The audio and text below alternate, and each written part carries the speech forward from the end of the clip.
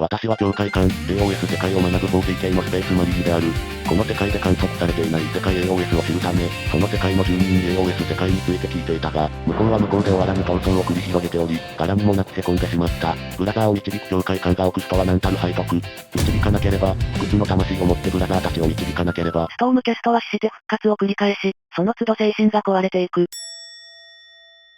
ひどいのになると近づいた仲間を敵と間違え倒し、なんならその魂。いきなり強ぎすぎない？そうか？お前の教え方も大体。帝国は宗教で騙しながら人を利用して善玉ぶってる。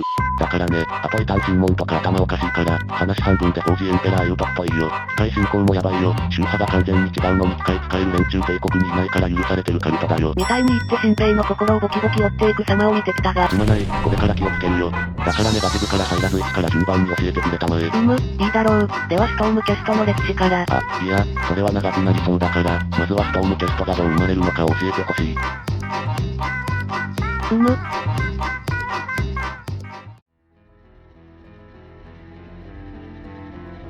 まずストームキャストはああいう人種ではない、元人間の英雄だ。ほう、元人間の英雄。多くはコントニャアンデッドなどと戦い、最後まで屈しなかった戦士や英雄だが、戦場での死の瞬間、新王シグマーに見出されるほどの魂ならば、引き抜かれるのだ。引き抜くとはまた。実際にその通りでな、本来、死者の魂は死の領域シャイシュへ向かう。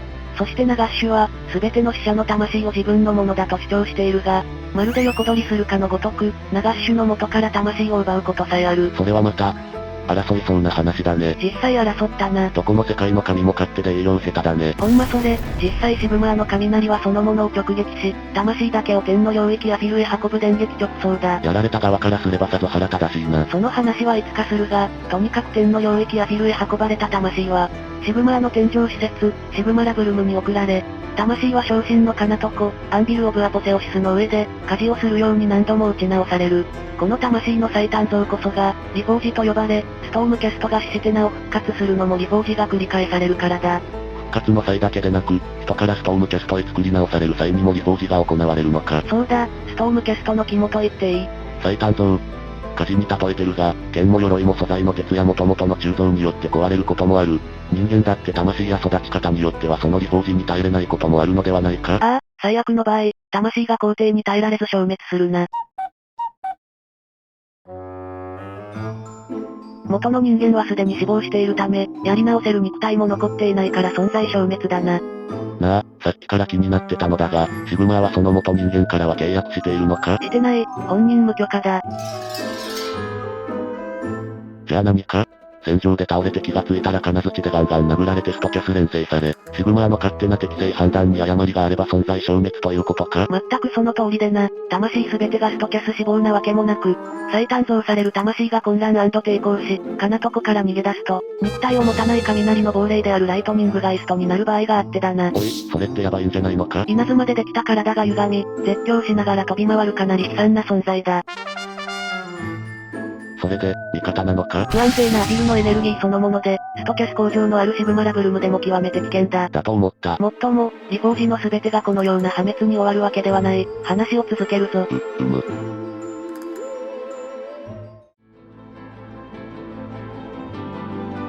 全ての工程を耐え抜いた魂は、新たな肉体を与えられ、半身たるストームキャストとなるが、お前らスペースマリーンと似ている点がかなり多いな。ああ、それは私も気になってたよ。英雄であった人間が元となり、鋼の鎧に身を包み戦う頂上戦士、だもんね。初めて見た時は驚いたな。こっちの世界にここまで似たのがいるとは。とはいえ、根本的には違うだろ。我々は魂を再鋳造されるのに対し、お前たちは肉体を改造していく点だな。はは、ほんとよく似ているな。軍隊における立ち位置や、一人で波の兵を圧倒する点も似ているぞ。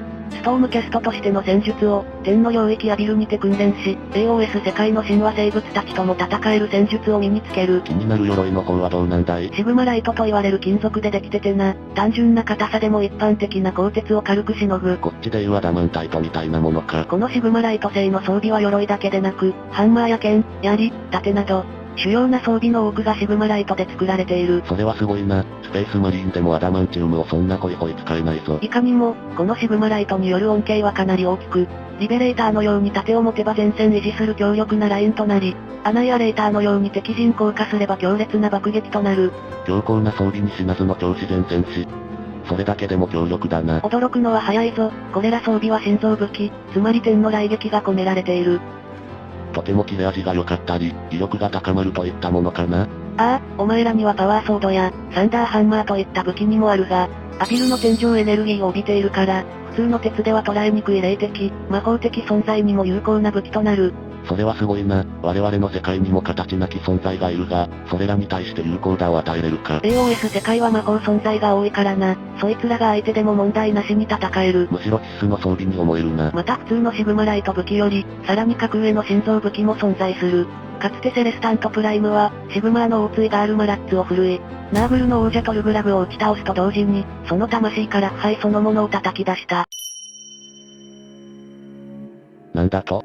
そして正気に戻ったトルグラブの魂は、リフォージされストームキャストになったそうだ。すごいな。我々の世界で混沌に変異したものは物理的に回収不可能となってるが、君らの世界が魂を扱う技術や真偽において、どれほど我々より先へ進んでいるかよくわかるよ。加えて世界観の違いが大きいだろうよ。お前らは混沌の領域に足をつけたことはないだろう？あるわけないだろう。悪魔の世界は肉体を維持して歩けるような場所でない。かのアイルダリでさえ肉体と分離し、魂にて悪魔の世界を歩んだと言われてる。ストームキャストは、腐敗の神ナーグルの領域の奥にまで進んで仲間を助け出したぞ。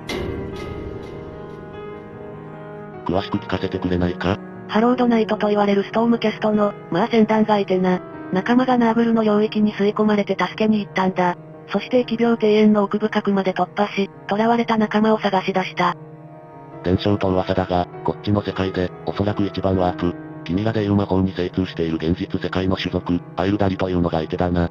彼らはナーグルの世界へ女神を救出しに行った際、似たような庭園を歩いたそうだが、女神の救出どころか、最後には庭園に根を張る嘆き声を上げる樹木へ帰られたと聞いている。君らの世界の悪魔の領域は、人間が住めるほど安全だったりするのか？まさか、人類の領域とは大きく違う、比較的安全な場所を根城にしてる肉体を持つ者も、漏れなく変異や呪い等のリスクを請け負ってるよ。そして腐敗の庭園の奥ともなれば、暗黒の霊族体でも忌避する地獄だ。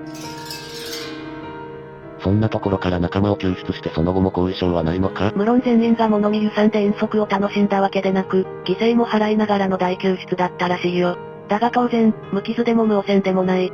呪いや腐敗に侵され、魂まで危険にさらされた者も当然いた。だがまたリフォージにて戦線復帰できる魂になるのだろう？ああ、人間性を損なうリスクはあるがな。それで済むならマシだ。こっちなら悪魔に取り憑かれて厄災を現実世界に持ってくることになる。馬鹿げてる。ワープに対する耐性が規格外だ。こっちの世界では魔力だがな、ストームキャストは魔力耐性も高い。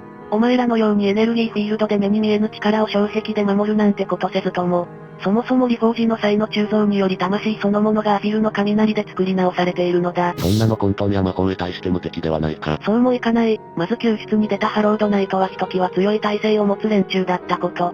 普通のストームキャストも混沌魔術師の魔法になすすべなくやられることも何度もある。だが、リフォージによって魂は再鍛錬され、リスクを背負いまた、ソウルになるからな。仮に後遺症が残ったとしても綺麗に払われるってわけか。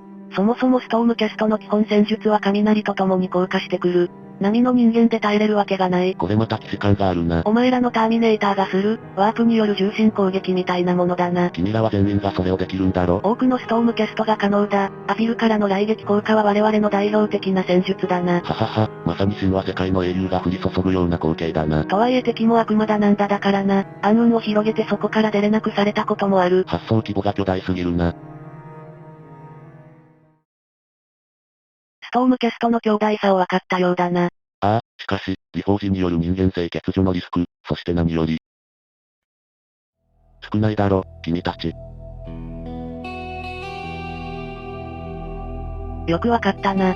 我々の世界ではっきり君たちに勝ってるのは人口の多さだ。一つの惑星に億から兆の人間が住み、そんな星が広大な宇宙にいくつもある。そんなに？そしてマリーンの素材も君らと同じで人類の英雄を見出すわけだが、ここまで人口型でも我が船団一つ2000人程度。全船団を合わせても、帝国全人口から見れば100万前後というビビたる数だ。十分すぎるほど多いと思うが。そう感じるほど、較的そっちの世界の人口は多くないだろう。そうだ、お前らの馬鹿げた数を比較するのはどうかと思うが、英雄は少ないに決まってる。対して混沌の軍勢は増え続けるくせに、余力がストームキャストと大差ないと来てる。ほんと、同じ悩みがあるな。リフォージを非人間的だなんだようが、人間風情が神域に対して刃を向けるんだ。肉体改造に魂の鋳造、人間をやめるほどの非道をせずしてどうして踏み込めるかと。わかってるじゃないか、さすがはこっちの半身と言えるな。半身か。ずっと気になってたんだが。なんだ？君はどうしてそんなに話せる？とてもリフォージされ続けたように見えない。そりゃリフォージされたくなくて後方で死なないよう気をつけてたからな。ありなのそれ？ストキャスの間ではなしっぽいが、私は嫌だから死なないようにしてた。いやそれなしだよね。ああ、だからまあ。皆の者、我らは混沌の領域に攻め入る。待て待てこの並びはやばい。私最初の方で死ぬぞこれ。皆の者、準備は良いか。すいませんちょっとトイレ。トイレ？私なわけないだろ。小グリフが行きたがってる。グリフが？貴様、女子に対して排泄を疑うとか人間性失いすぎではないか。ハロードナイト相手に何言ってんだお前。不愉快だ。貴様とは LINE 億年、後方支援に徹する。めっちゃわがまま。そしていざ戦いが始まればだな。魔力の流れが悪い、術を出しやすいとこへ移動する。勝手に動かないで。バカ者、新兵は黙って私についてきなさい。そして私の盾になりなさい。今なんと？君さバカ者、新兵が英雄突撃するな。しかしここで戦わねば。このスカポンタン、そんなんだから貴重でまともなストキャスが減るんだよ。言ってることは正しいのかな？私はここまで。申し訳ない。よくやった。だがいいか？ストキャスになったら気をつけろ。ストキャス選ばれたら何が何でも死なないと定めろ。これ以上コミュ力霊の野郎と肩並べて戦うのはもうゴリゴリなんだよ。頼むから女子力高いストキャス来てくれ。女子力？ストキャスなのに女子？前段に性別あるとこういう悩みもあるのか。恐れるな、お前たちの魂はアピルにて再鍛錬される。今舌打ちした？シグマーよ、どうか私をお許しください。できれば許すだけで呼び戻さないでください。無理に決まってんだろ。なんなんだよお前、君すごいな。そうだろうそうだろう。いや、というかよくやってけたなそれで。トップが無言で最前線に突っ込むからな。リフォージでおかしくなる前から無言で最前線に立ち続けるお方でな。そのくせ、弱き者を守ろうとするお方でもあった。前線で私以外が戦い、私が民を先導して救済。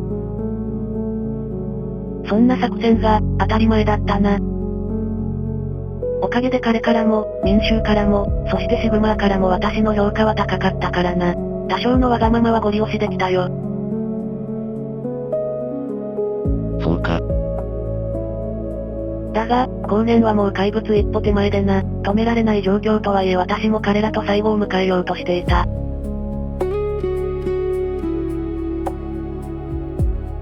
我が弟子の舞台で、君が生き残ってくれてよかったよ。おうそうか、私も彼の死がお前でよかったぞ。